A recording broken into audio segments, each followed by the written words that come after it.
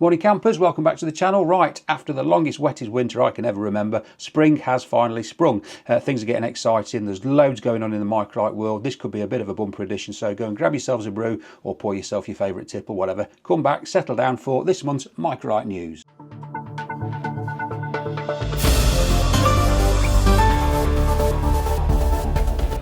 So, having said that spring has finally sprung, it is unfortunately blowing a hoolie outside today, and it's raining as well. So if you hear a bit of wind noise and a bit of rain on the window, I'm sorry, there's nothing I can do about it. Right, before I dive into this month's Microlight Flying magazine, firstly I just want to say a big thank you to the people that left comments on last month's Microlight news video. In particular, one gentleman sent me an interesting video, which I'll show you in a moment, and this was in response to the BMAA's Belt Up campaign, which, if you remember, is a campaign set up by the BMAA to encourage Microlight pilots, in particular Flexwing pilots, to make sure that they wear their shoulder harnesses. That followed on from a couple of serious accidents.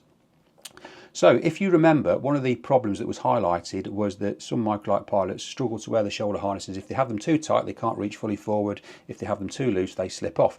And this gentleman, who's got a channel called Trike Pilot, has come up with an ingenious solution. Let me show you his video. Okay, this is the new bungee that holds the shoulder straps so it doesn't have too much looseness. So I can still, if I'm holding the bar, I can still lean out and have my arms bent at the full extension. But when I lean back here, these aren't bagging way out like they were before. Okay, so like most good solutions, it is devilishly simple. I think it's a brilliant idea.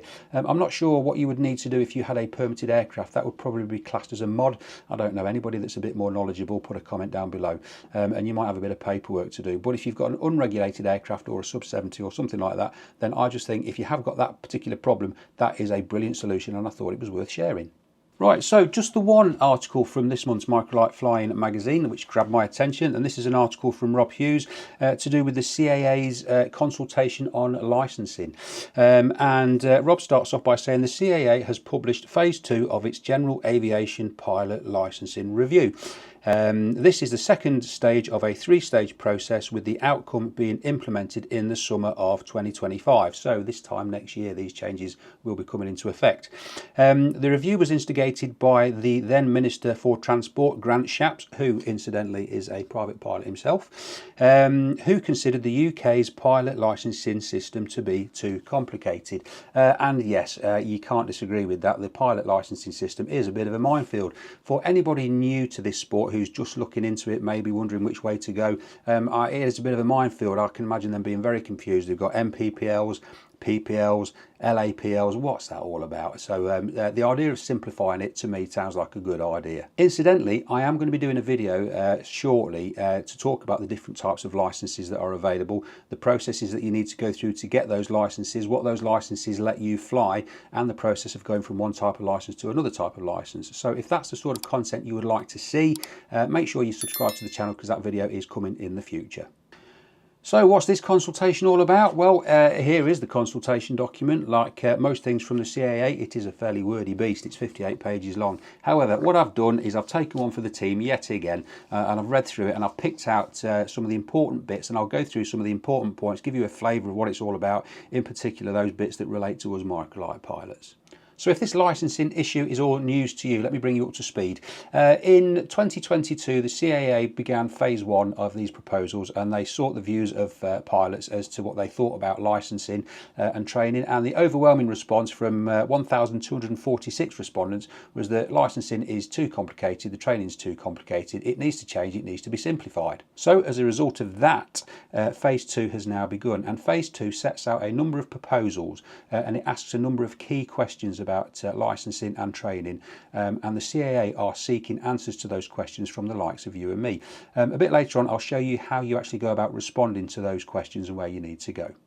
So the first part of this consultation process, which is really going to affect us Microlight pilots, is the proposal to do with what the CAA is referring to as sub-ICAO licenses. Basically the licenses, MPPL license, LAPL license, basically the licenses that are restricted to the UK, don't let us fly abroad. One of the proposals is to consolidate the current MPPL and the LAPL, so reducing the number of licenses that provide similar privileges, because the MPPL and the LAPL license are very, very similar in a lot of ways. They're also looking at more proportionate training and knowledge requirements when moving between those two different licenses, or different classes between those licenses, and an improved pathway so that you can go from a sub-ICAO license to a full PPL. So the CAA have put forward two proposals. The first one is to essentially merge the MPPL and the LAPL into one type of license, that license will have three different types of variants. So it will include microlights, single engine piston aircraft and touring motor gliders. So that brings about a number of questions. Firstly, what they're going to call that license. I think the BMAA's preferred option is that it retains the title of MPPL, but there are a number of options that have been put forward. And what's going to happen if you are switching between different classes within those licenses? What are the training requirements going to be? Are you going to be doing difference training, or is it going to be a general skills test? All of those things are being asked in this proposal. One very interesting proposal is that it should be possible to add IMC and night ratings to this new license. Now at the moment obviously microlights aren't permitted to fly at night, and they're not permitted to fly in IMC, or for anybody that's new that doesn't know what that is, it's basically rubbish weather. However, that is not to say that that might not change at some point in the future, so it's good to do the groundwork and at least get the licensing side of things ready, so that should that ever happen, then microlight pilots might be able to fly in IMC and at night. Wouldn't that be good? The second proposal is to retain two separate licenses, the MPPL and the LAPL, keep them separate. Whilst that would be easier to do, I guess, because it's less change, the whole idea behind this proposal is to simplify things. So for me personally, I think the idea of merging it into just one license makes a lot of sense. Well, you might be thinking, I'm not interested in all of this, I've already got my licence, none of this is going to have any effect on me. Well, you're wrong, because these proposals not only talk about how you get your licence, it's also considering what you need to do to revalidate your licence. So at some point you're going to need to revalidate your licence. These changes could affect what you have to do to revalidate your licence, so you need to have a look at this. The other reason why this might affect you is you might already have your licence, but at some point down the line you might be thinking of adding a different rating or getting a different type of licence, and the processes of going from one type of licence to another type of licence is also being considered in this proposal. So again, it could affect you in your future, so this is worth looking at. Another thing that's being considered in these proposals is what you need to do to revalidate your licence, as I've just said, or maintenance of competence, as the CAA like to call it. And in particular, the bit that relates to us microlight pilots is they are looking at the possible alignment of the recency requirements between the sub-ICAO licence and the PPLA to create a single revalidation for single engine piston and touring motor gliders and microlight aircraft. So basically we all have to do the same thing to revalidate our licence. There is a proposal to unify the number of hours that we have to do in order to revalidate our licence, and I think what's probably going to happen is they are going to adopt what MPPL pilots have to do to revalidate their licence, which is 12 hours in the last 24 months with 8 hours as pilot in command, 12 takeoffs and landings and an hour with an instructor. And I think what they're going to do is they're going to bring that across the board, or that's certainly one of the proposals. Another thing that's being proposed is what is going to happen in that 1 hour's lesson that you have with an instructor, and they're actually looking at the sort of content that should be in that hour. For example, it should include threat and error management, it should include stall recovery, practice force landings and stuff like that. And I think that is a good idea, because I've heard people talking about what they do in that 1 hour that they have with an instructor to revalidate it, and essentially from my experience it's a case of turning up, the instructor will say, what do you want to work on? Is there anything that you're struggling with? Which isn't a bad idea, but you could quite feasibly turn up, just go and fly around aimlessly for an hour with an instructor, and that counts towards your revalidation. Just seems to be a little bit unstructured. So I think the idea of actually putting something meaningful in that hour is a good idea. The last thing that's being considered during these proposals is the theoretical side of things, so the exams that we have to take. How many exams should we take? What should the subjects be? How long are those exams going to last once you've taken them? Is it going to be a rolling period or a fixed period that they last for? And also, how are those exams going to be administered? Is it going to be classroom, or can it become an electronic means of taking the exam? They are just some of the things that this proposal talks about. If you want to go and read the full thing, then by all means go and knock yourself out. 58 pages long, it's half an hour of your life you'll never get back.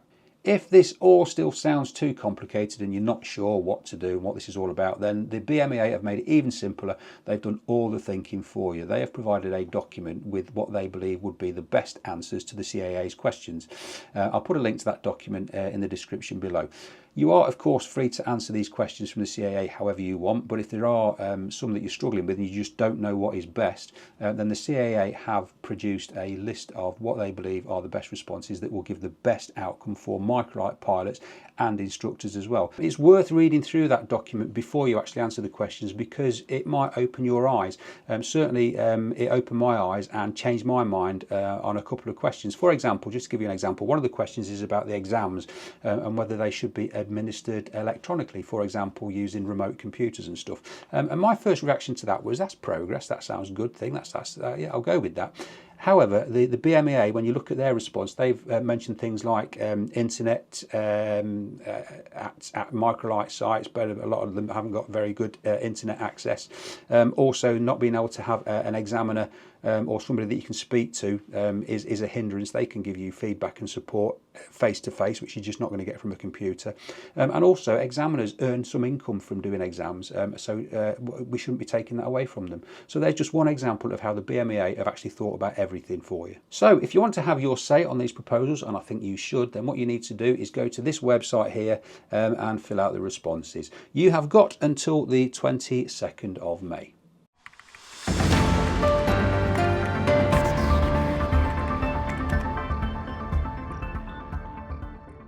Right, from the forums. Well, the forums have been absolutely alive with activity this month, so there's been loads to choose from. The first one that jumped out and grabbed me was a question that was asked by a chap called Siam Kid, and he asked this question on the UK Private Pilots Community Forum. And the question is, does anybody here still do full engine off dead stick landing practice from the overhead? I've always done it almost every sortie, but I spoke to some of my pilot buddies and they looked at me in horror. Is this not common practice anymore? Now, when I first read this question, I thought, yeah, I do this all the time. It's great fun. I think it's something that you should be able to do.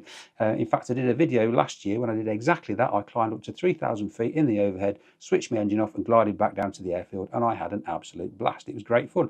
In fact, in the Open Series last year, from memory, one of the events was something very similar, where you had to take off, climb to 1,000 feet, turn your engine off, and then you had to try and land in a marked out box. So it was a real test of skill, and it was something that I think you should practice quite often. However, I was still amazed by some of the responses that were left to this question. Unfortunately, this post for some reason has disappeared. I can't find it. I think it's been taken down or it's been deleted or whatever. I'm not sure why, but some of the responses that were left by the pilots absolutely amazed me.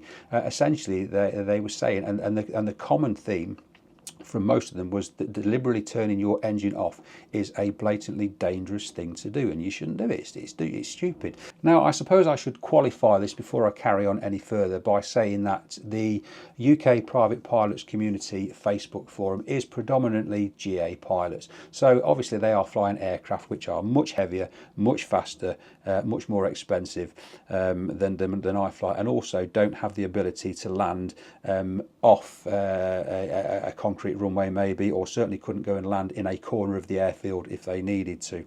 And also the airfields that they are flying from are going to be busier. So if I'm not comparing apples with apples, I get that. So I'll be interested to know your thoughts. What do you think about practicing engine off landings? What sort of thing do you fly? And do you practice engine off landings from the overhead? And if you don't, why don't you? That's what I'll be interested to know. There were a number of common themes from the GA pilots on the forum who were basically saying that doing this is essentially an emergency situation if you deliberately turn your engine off. One of the questions was, what would you do if you are practicing an engine off landing and as you are doing that, the runway becomes occupied. And in particular, what would you do in that situation if you couldn't then restart your engine? And I get that, they are all valid points, but if anybody here watching this who hasn't practiced an engine off landing, I would have one question. In fact, I've got two questions. The first question would be, just how prepared are you, or are you as prepared as you could be for that eventuality if you have never practiced it? And the second question, from those people that said, what would happen if I was practicing an engine off landing and I couldn't restart the engine?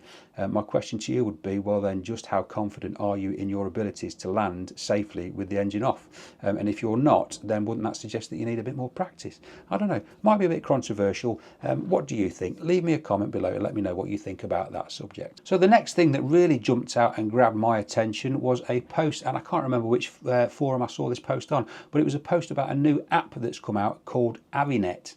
So what is Avinet? Well, for any fitness fanatics, such as myself, clearly you can see I'm a fitness fanatic. Avinet is essentially Strava for pilots. So if you've never used Strava, you won't know what it is. It is an app which lets you create a community or a following of friends or fellow pilots, similar to Facebook in some respects. But on this app, you can share your flights and photos with fellow pilots, friends, family, and all that sort of thing. And you can keep yourself and your community updated with your activities, with flight tracks, maps, photos, your speed, elevation information, aircraft registration, weather information, and all that sort of stuff. And it's a really good way also of connecting with new pilots in your area. And generally, as Microlight pilots, we are a friendly, community-based bunch, and we're also pretty nosy. We want to know what each other's doing. So this is a good way of keeping up with what everybody else is up to. It's been developed by two software engineers called Josh Wheeler and Fred White. Fred White is also a helicopter pilot based at Headcorn Aerodrome. So I think the best thing to do, rather than just talking about it, is just to give you a bit of a demonstration, show you how it works. So that's what I'll do. Right, so what I will do is I will show you what is on my phone screen. I will put that up on the screen just over there so you can see what's going on. So you open up the app. And straight away it takes you to your flights that you have logged. Now, so far I've only actually logged one flight on this app. Incidentally, it was the flight I did in one of my previous videos where my first flight with the Flexwing 9. So if you're really curious about the flight, you can log on to Avinet and go and have a look, see what I did. So straight away you can see that I've got a map of the flight, which you can zoom in and zoom out of, so you can see exactly where I went. And also you can upload photographs. Very often we like to take photographs when we go flying. We stick the camera out of the window and all the rest of it. You can attach those photographs to your flight as well if there's any particular points of interest that you thought would be particularly nice to look at, so people can see your photographs as well. But then, as well as that basic information, if you click on the flight itself, it then brings up some more detailed information, and this is information that has been brought, in my case, from SkyDemon. So as well as basically where you went, you've also got your aircraft registration, your distance, maximum altitude, the duration, average speed, what the weather conditions were like, and then you've got some altitude information and ground speed information as well. But as well as being able to record your own flights, the best thing about this is you can see what other people have been up to as well. So if you press the Explore button at the bottom, you can then see other flight information. So this first one here is a flight that's been put on by Josh Wheeler. Now, Josh is one of the developers of this software.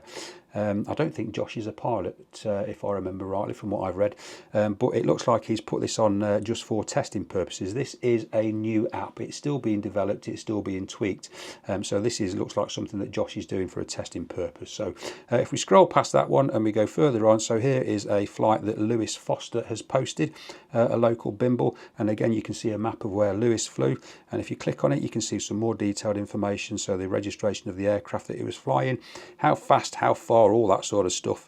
He didn't have any passengers, altitude and ground speed. So all good stuff. If I show you the process of how you actually log a flight, well, basically this works with, I use SkyDemon, and SkyDemon will let you export a flight as a GPX file. I think there's some other types of file as well. I'm out of my depth here, I'm not particularly knowledgeable. But if you export your flight from SkyDemon as a GPX file and save that somewhere, you can then upload that to Avinet. And the process for doing that I will show you. If you press the log flight button, the first screen comes up and it wants to know what the title of it, the flight is, the description. You then need to select a file. So just let me do that and I'll skip ahead. So this is my flight log from my flight from Darley Moor that I want to upload. So I click on that and click on open, and then I can select photos. So if I want to add photographs to the flight, then I can do. I can put in my aircraft registration, pilot, myself, obviously, any passengers that came with me. I can say what the weather was like, and then at the end of that I click on the log flight button, and then that will log my flight, as you can see on here. The other thing I like about this app is, again, as I said, in some respects it's similar to Facebook, so you get notifications. So for example, I can see here that certain people have liked my flight. And also, if you connect with other pilots, you can get notifications when they've been flying, and so it is a very community-based thing, similar to Facebook. I think this is going to be brilliant for Microlight pilots because we are a very community-minded bunch of people, and we are nosy. We like to see what each other's been getting up to. So if you haven't thought about using Avinet, then go and have a look at it. It is free, it doesn't cost you anything to download it or use it or anything like that. It's available on iPhone and Android, so go and have a look. And if you do sign up to Avinet, then please feel free to follow me so I can be nosy and see where you've been going, and you can be nosy and see what I've been up to. Right, whilst I've got my mobile phone in my hand and I'm talking about apps, I just thought I'd talk about a new feature that's been added to SkyDemon. In case anybody's wondering what SkyDemon is, it's an EFB, electronic flight book. Basically it's a sat-nav for flying, which is the one that I use for my navigation. And there's a new feature been added called heat maps. You may have seen various pictures of heat maps that have suddenly appeared all over Facebook, and it's people that have been playing with this new feature. Just in case you haven't realised that it's there or you're wondering how to use it, I just thought I'd show you because it's a bit of fun. So if I open SkyDemon, do I agree? Of course I agree. And then I go to my flight logs and open that. There's now a new option there which says Explore Heat Map. If you press on Explore Heat Map, it gives you some options. You can either select all of your flights that you've ever logged on SkyDemon, or you can select just a range of flights between certain dates. So if I click on all of my flights, there is my heat map, which just shows me where I've been. Obviously the warmer the hotter it glows, the more often I've been there. So obviously a lot of my flying is around the Darley Moor area because that's where I'm based, but if I zoom out slightly, then you can see that I've been to places like Northampton, I've been to Western Park, which incidentally I'm going to go again this summer to the Model Air show, because that's going to be a great show. I'm really looking forward to that. But it just shows you where you've been basically. So I can see I've been Carsington Water, Dovedale, Alton Towers, New Farm. I've been over Leicester, which is where I live. You've got to do that, haven't you? And it's just a bit of fun. It just shows you where you've been. So go and have a play with it. It's just a bit of fun. So the last post I'm going to talk about before we move to community news is a post that I saw relating to some statistics that the BMAA had reproduced relating to Microlight training and licensing. I think this makes some fascinating reading. The first of which, and I'll put some graphs up on the screen so you can actually see what I'm talking about. The first of which relates to license applications, and we can see that overall the number of MPPL Microlight license applications has remained relatively stable in the 3 years following COVID, which was 2019. But it remains significantly below the number of applications received prior to 2020 and is only around 40% of what it was a decade ago. So as you can see, there has been a bit of a decline in the number of applications that have been applied for. So for example, we can see in 2023 261 MPPL license applications have been submitted. When you compare that with 2003, the number was 540. So why is that? I guess the cost of living crisis has got a lot to do with that. Basically people have got less disposable income to spend on things like flying Microlight. Stuff like food and heating is obviously a priority these days. Hopefully as things improve, that situation might change. The next statistic which really jumped out at me as an eye-opener, it was relating to the ratio of fixed-wing to Flexwing pilots, and this paints a bit of a worrying picture really as a Flexwing pilot. And if you look at this graph, you can see that the green areas are the percentage of Flexwing flyers or Flexwing pilots. So in 2023, so this year, 15% of MPPL licenses that were applied for were from Flexwing pilots. When you compare that with 2010, the number was closer to 47%. It was 37% of pilots were Flexwing pilots. So this graph would appear to show that Flexwing pilot or Flexwing flying is in decline, or has been in decline. And that made me think, why is that? Why are the number of Flexwing pilots getting smaller? Why is that green section getting smaller? I'd be interested to know why you think that might be. Leave me a comment below to let me know why you think that might be happening. A couple of things I've thought about. Firstly, the availability of UK Flexwing aircraft, or new UK Flexwing aircraft. There hasn't always been a huge choice. And then obviously when PNM went into liquidation for a short period of time, there was absolutely nothing available in the UK. Thankfully that situation has now changed thanks to the Delta Jet. I would love a Delta Jet one day. So that situation has changed. The other thing I thought about is maybe to do with the actual availability of instructors. Is there not enough Flexwing instructors? This year, for example, there was only 8 new instructors added to the fold.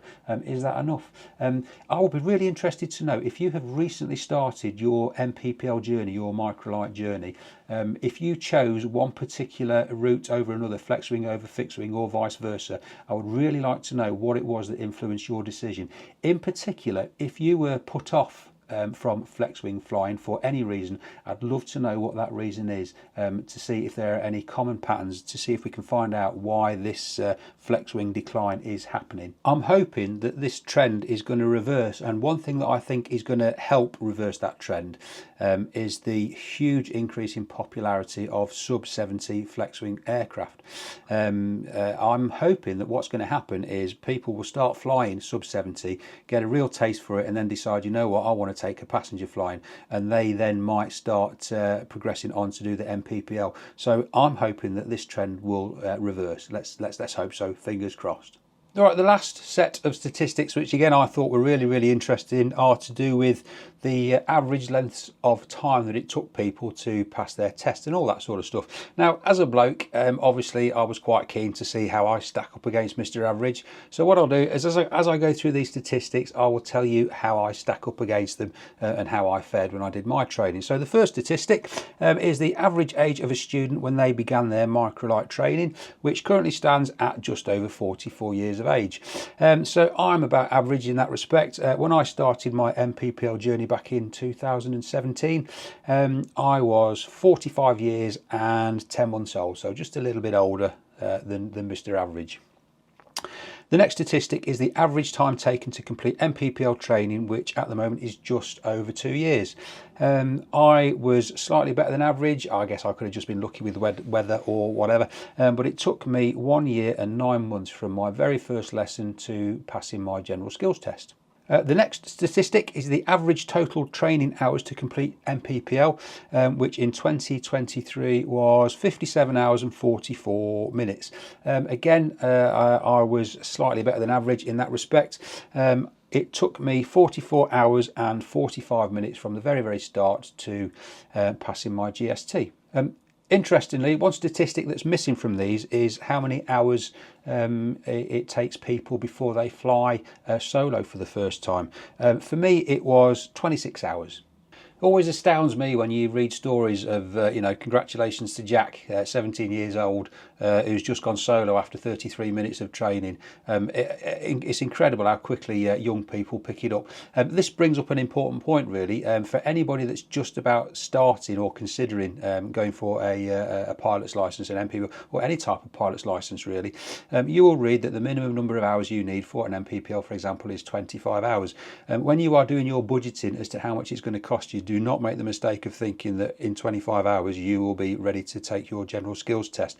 The older you get, the longer it takes. A general rule of thumb is whatever your age is in years, that's probably roughly how many hours it's going to take you to pass your test. So if you're 60 years of age and you're thinking that you're going to do it in 25 hours, you probably won't. So just prepare yourself.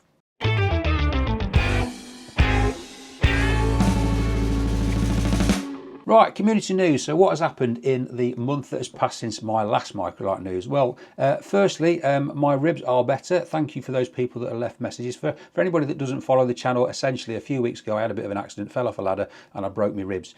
They are all fixed, they are all healed. I am now pain-free, I am able to go flying, I'm back at work, I'm good to go. The other thing that's happened since my last video is this. I reached 1,000 subscribers.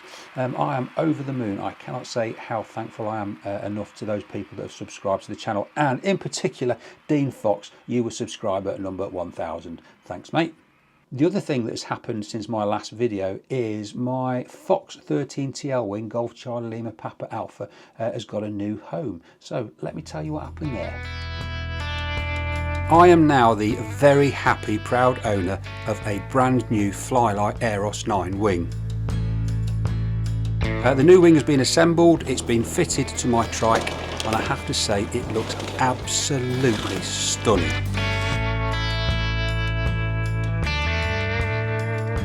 I have test flown my new wing, and although I'm still getting used to the massive leap in performance, early indications are that I'm going to have an absolute blast with this wing, and 2024 is shaping up to be a fantastic, amazing year of flying.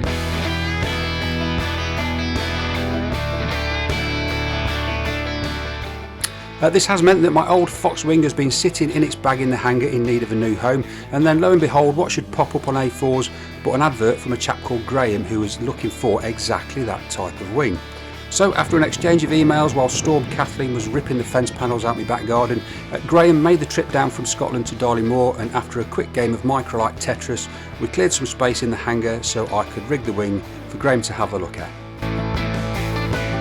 While we were putting the wing together, Graham told me about his flying history, which, like mine, started with flying and crashing model airplanes when he was a kid, before he learned to fly hang gliders back in the 70s. Then, after growing tired of carrying things up the hills in the Derbyshire Dales, he turned to microlighting. So after having had a good look around the wing, we talked some numbers and we made a deal. Just sold me wing. That is it, the deal is done. The Bivy B, or the Fox wing, is on its way to its new home in Scotland. There it goes. Oh, I tell you what, it's a bit emotional. It's like watching one of your kids grow up and leave home. Oh, we've been some places, me and that way. Oh, it's only a wing, you soppy sod. Right, I'm almost done. Just before I go, I have updated the events calendar, so I will flash that up on the screen now. Feel free to pause the video, screenshot that so you can keep yourself up to date with what is going on. So far this year I am definitely going to Popham. I am also going to the Western Park Model Air Show, and I've not decided yet where else I'm going, but I'll be going to as many of these events as I possibly can. So if you see me there, come and say hello. Right, that's it, I'm definitely done. I've done enough waffling for one day. I hope you enjoyed the video. If you have, please give me a like, subscribe, share the video as well if you think other people might want to watch it, and I will see you on the next one.